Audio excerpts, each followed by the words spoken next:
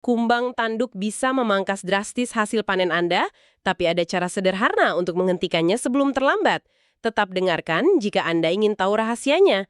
Dan pastikan Anda menyimak sampai akhir, karena fakta paling mengejutkan tentang seberapa besar hama ini menghancurkan produksi tandan buah akan kami ungkap di penghujung episode. Pasti banyak yang tidak menyangka seberapa besar dampaknya di lapangan. Selamat datang di episode podcast ini yang dibawakan oleh AGS, Agriculture Global Solutions, mitra Anda untuk praktek budidaya yang lebih baik di Indonesia. Halo semuanya, hari ini kita akan membahas tuntas sebuah isu yang Yang mungkin saat ini sedang menggerogoti profit kebun Anda diam-diam. betul sekali. Kita di sini sebagai sesama praktisi lapangan, jadi mari kita singkirkan teori dasar yang membosankan dan langsung masuk ke data real. Ya, kita sama-sama tahu rutinitas di kebun kan? Nah, hari ini kita akan membedah sebuah studi yang sangat baru, terbit tahun ini 2026, dari Universitas Prima Indonesia di Medan. Kajian dari Medan ini sangat menarik karena memberikan angka pasti, mengkuantifikasi kerugian real akibat serangan Oryctes rhinoceros atau kumbang tanduk. Jadi bukan cuma tebak-tebakan visual lagi ya. Tepat. Data dari Sumatera Utara ini menunjukkan dengan presisi bagaimana populasi hama itu berbanding terbalik dengan tonase yang bisa Anda panen.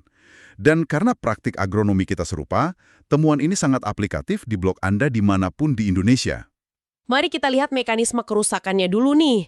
Target utama kumbang dewasa ini kan jaringan meristem ya, di titik tumbuh. Ya, mereka mengebor masuk ke tajuk. Nah, saat mereka mengebor itu, kerusakan pelepah muda jadi tidak terhindarkan.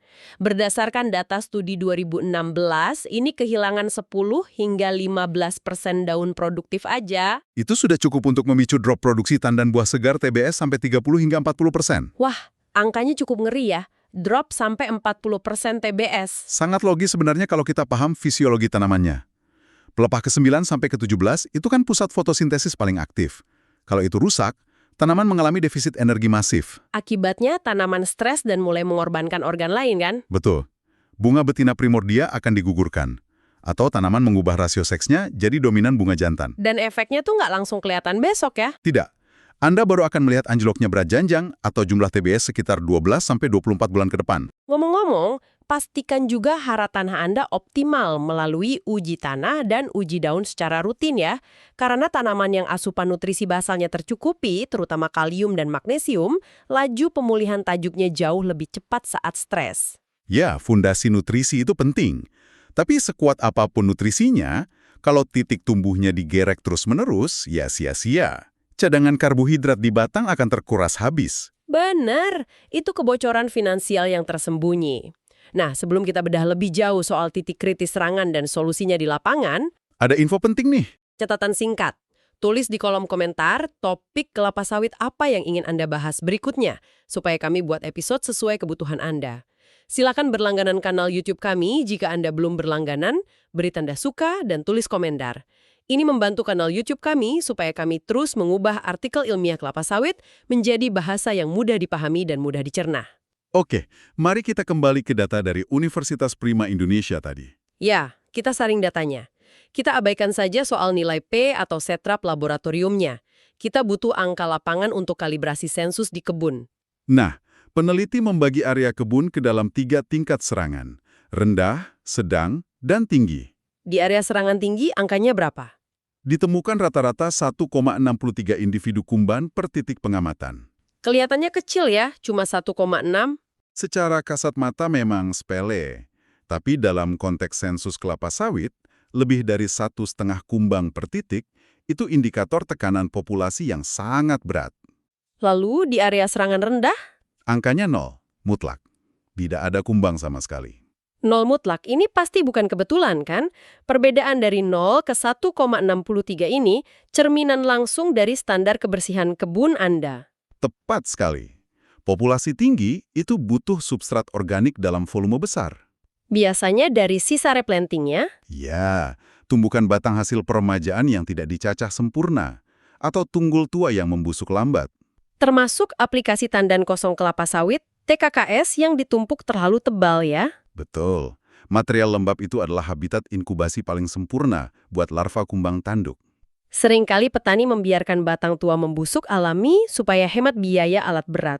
Padahal satu batang busuk itu, Bisa menampung ratusan larva. niatnya hemat, malah bikin ledakan populasi. Dan kegagalan mengelola biomasa ini langsung terlihat di tajuk. Di blok serangan tinggi tadi, kerusakannya mencapai hampir 8 pelepah per tanaman. Dibandingkan blok serangan rendah. Cuma sekitar 5 pelepah per tanaman. Selisih 3 pelepah itu signifikan loh. Kita tahu kan ciri khasnya guntingan huruf V yang simetris itu? Ya, ujungnya terpotong seperti busur panah. Saat pelepah yang tadinya janur itu membuka, area fotosintesis yang hilang sangat besar. Kehilangan 8 pelepah aktif itu setara mengamputasi hampir 20% pabrik asimilasi. Pengurangan sebesar itu merombak total alokasi energi tanaman. Pembentukan tandan pasti jadi korban pertama. Nah, ini momen kebenarannya. Rahasia yang kita janjikan di awal tadi. Berapa sebenarnya produksi yang hancur? Di blok serangan rendah, tanaman masih bisa menghasilkan rata-rata 2,90 tandan per tanaman. Hampir 3 tandan ya. Lalu yang serangan tinggi. Hancur total, produksinya anjlok ke 0,73 tandan per tanaman saja. Wah, nggak sampai 1 tandan per pohon. Itu penyusutan potensi sampai 75% loh. Sangat masif. Coba kita proyeksikan angka ini ke ton per hektar, supaya laporannya lebih kebayang. Asumsikan populasi normal 136 tegakan. Oke, di kondisi ideal, katakanlah potensi panen kita 24 ton per hektar setahun. Kalau hilang 75%, berarti tonase Anda terjun bebas. Ya, dari 24 ton per hektar menjadi hanya sekitar 6 ton per hektar. Ada 18 ton per hektar yang hilang, menguap begitu saja dimakan kumbang. Lenyap 18 ton per hektar. Coba kalikan dengan harga TBS di pabrik hari ini. Itu kerugian yang sangat memukul kantong. Uang yang seharusnya bisa untuk beli pupuk, perbaikan jalan, atau nambah alat panen, hilang semua. Dan ingat, kerugian ini berlarut-larut. Pelepah yang tergunting tidak bisa tumbuh kembali utuh. Tanaman butuh berbulan-bulan untuk memulihkan indeks luas daunnya ya? Betul. Selama masa pemulihan, inisiasi bunga terganggu. Jadi defisit 18 ton per hektar ini, efek dominonya bisa 1-2 tahun penuh. Menyadari skala kerugian ini, kita harus segera ambil tindakan dong. Pasti, kita harus turunkan populasi dari 1,63 tadi kembali ke 0. Atau setidaknya di bawah ambang batas ekonomi. Apa langkah pertama yang bisa langsung dilakukan esok hari? Sanitasi kebun. Manajemen biomasa. Ini krusial. Blok Anda tidak boleh ada tumpukan batang mati yang membusuk. Khususnya buat yang mau replanting ya. Ngumbang biasa nggak cukup lagi. Harus diciping atau dicacah pakai ekskavator. Ketebalannya seberapa idealnya? Sebisa mungkin di bawah 10 cm, lalu disebar merata di gawangan mati. Supaya cepat kering kena matahari kan? Tepat. Permukaan yang kering tidak akan punya kelembapan yang cukup buat telur dan larva bertahan hidup. Memang sih butuh tambah jam kerja alat berat. Tapi biaya chipping ini jauh lebih murah dibanding hilang 18 ton per hektar tadi. Jelas. Oh ya, soal aplikasi TKKS juga, jangan ditumpuk menggunung di piringan. Harus selapis aja ya, supaya nggak panas dan lembab kayak kompos. Betul, tumpukan kompos itu magnet buat betina bertelur. Oke, itu langkah pertama, menghancurkan sarangnya. Langkah kedua, Menghabisi populasi yang sudah terlanjur ada.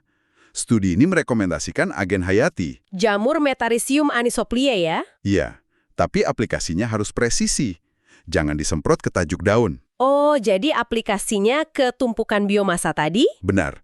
Semprotkan sporanya langsung ke sisa batang lembab atau tumpukan TKKS.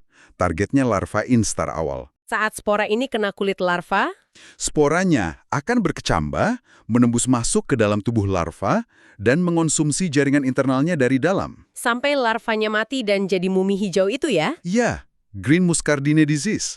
Menariknya, larva yang sakit ini akan menulari larva lain di sekitarnya. Kumbang dewasa juga bisa bawa sporanya terbang ke sarang lain kan? Betul sekali.